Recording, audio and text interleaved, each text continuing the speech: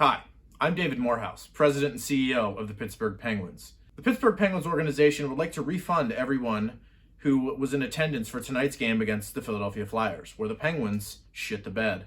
Ticket prices will be refunded with one coupon for a Big Mac from your local McDonald's.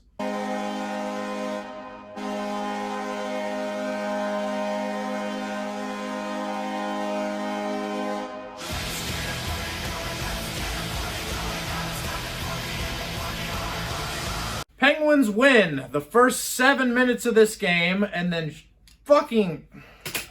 Penguins lose 4-3 to the Philadelphia Flyers, who have 2 games at hand for the Pittsburgh Penguins, and we're down already 2 points to them in the standings. This is a terrible game. I'm wearing this not only for that skit, but I was on a CSN tonight, or CSC, whatever the hell it's called.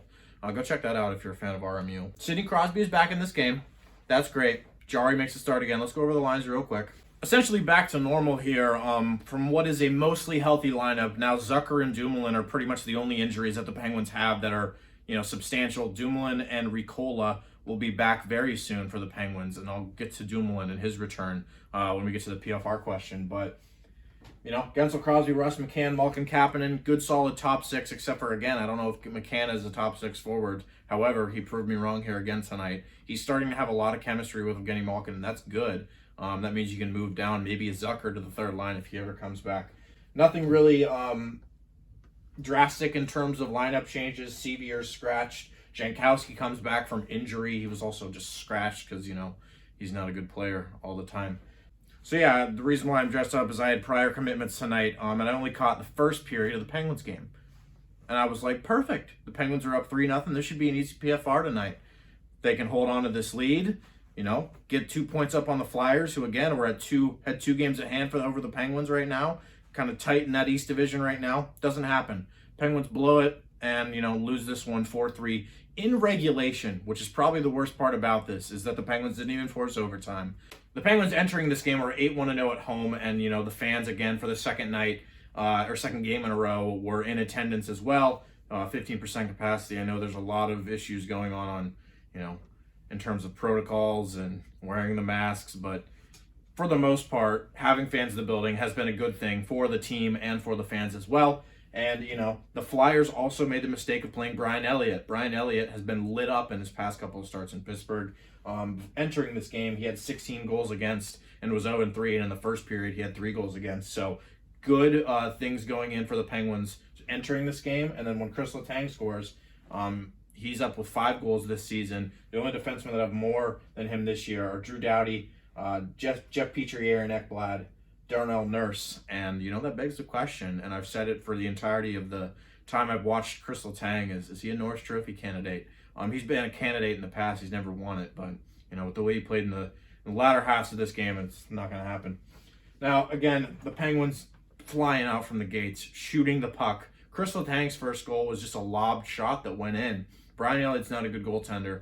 He's, washed up. He's kind of just a backup now. And when you play him against the Penguins, and when you play him against the Penguins at home, and against how, good their top 6 was producing in those first couple of minutes, you're going to score some goals. The Penguins put up 3. McCann, Letang, and Mark Friedman score. Mark Friedman, of course, claimed off of waivers last week by Ron Hextall, who eventually, drafted him, and who eventually would go on to score against his former team. A lot happened with him tonight. Not only does he play his second game as a Penguin, does he play against his former team? He scores his first NHL goal, and then he also gets upended not once but twice by Nolan Patrick and leaves the game and does not come back. The Penguins were with 5D for the majority of the second half of this game, and that's unfortunate because, Friedman looked pretty solid for the Penguins. Dumoulin will be coming back, though. I hope Friedman, I haven't heard anything about him so far. I hope it's just a minor injury, of course. So the Penguins are up 3-0, and that lasted for a decent amount of time. The Penguins had a lead, and it's just, the motto of the game is just to be able to play with it, and the Penguins don't.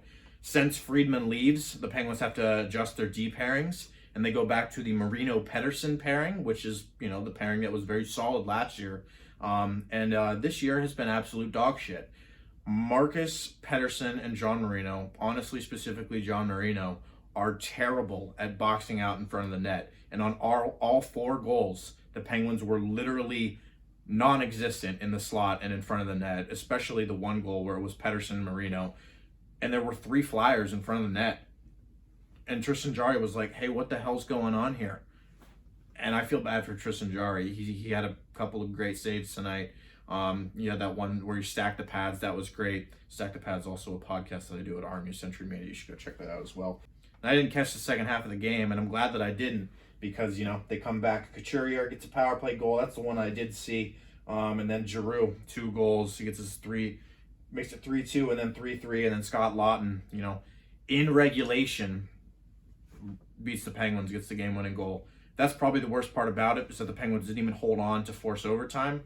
The Flyers beat the Penguins with 4 unanswered goals tonight. Absolutely embarrassing loss tonight for the Penguins. The Penguins can, and we've seen it all year, the Penguins like to play from behind, but they don't like to play with the lead, essentially.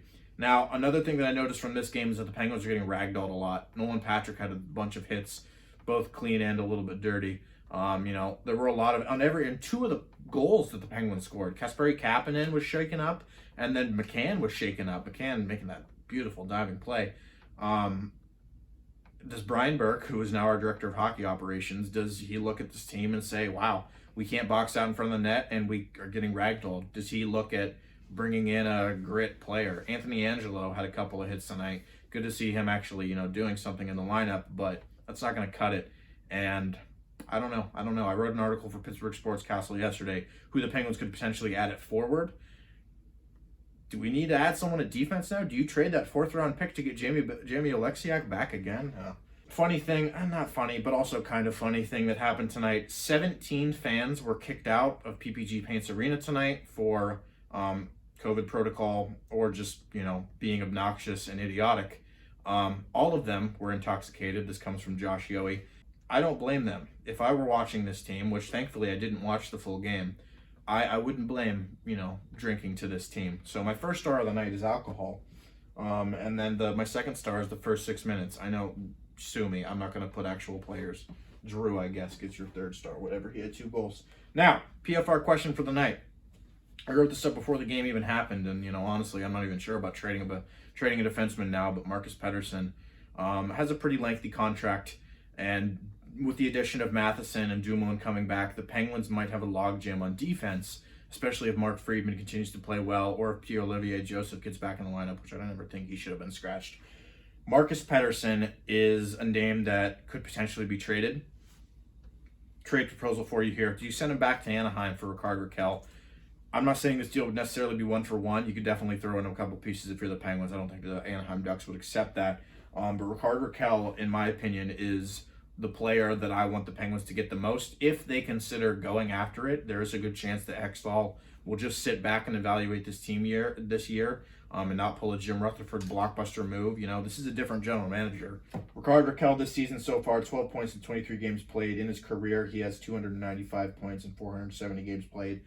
He's just under $4 million in the cap hit. He is not signed, or he's not a pending UFA. He has 2 extra years on his deal, kind of similar to Jason Zucker. He is a trade at target that could be traded because, the Ducks are a struggling team, but he's not a pending UFA like most players that are dealt at deadlines are. Marcus Pettersson, of course, just signed his extension like last year or 2 years ago, just north of $4 million, career of 52 points in 187 games played. Very defensive player.